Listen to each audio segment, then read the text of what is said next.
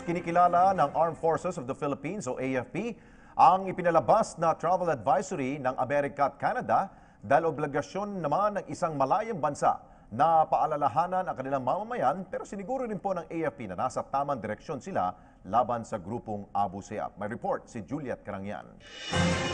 Bagamat walang namomonitor na anumang banta, hindi ipinagwawalang bahala ng Armed Forces of the Philippines ang paalala ng Estados Unidos at Canada kung saan pinaalalahanan ang kanilang mga mamamayan na iwasan ang pagpunta sa Palawan dahil sa banta umano ng terorismo. Sa pahayag ni AFP spokesperson Colonel Edgar Arevalo, sa panayam ng PTV Daily Info, nagdagdag na ng sasakyang pandagat na magpapatrolya sa Palawan. Pero ginawa na raw ito bago pa mag-issue ng travel advisory ang Amerika at Canada. Hindi po natin ipinagwawalang bahala ang mga report na katulad nito.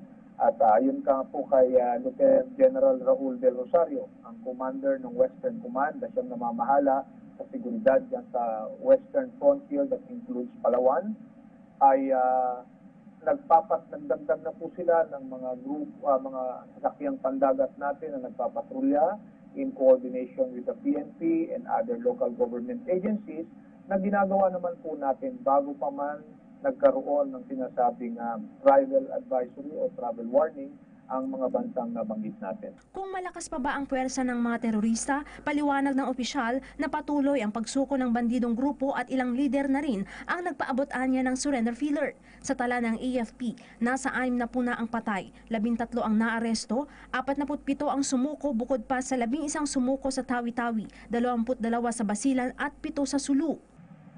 We are gaining strategic and tactical gains laban sa grupong ito at umaasa po tayo na ito ay magpapatuloy lalo pat meron pa pong mga indikasyon na meron po silang leader na nagpapahayag na po at nagpapadala ng surrender feelers.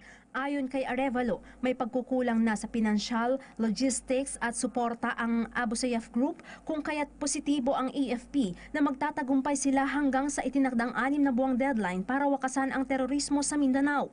Makakatulong rin anyang 2017 balikatan exercises sa paglaban sa terorismo dahil bukod sa pagsasanay ng mga sundalo sa humanitarian services at disaster response, ay sasabak rin sila sa anti-terrorism training. Sa kabuuan, nasa tamang direksyon ang AFP laban sa grupo ng Abu Sayyaf. Para sa PTV News, Juliet Carangyan.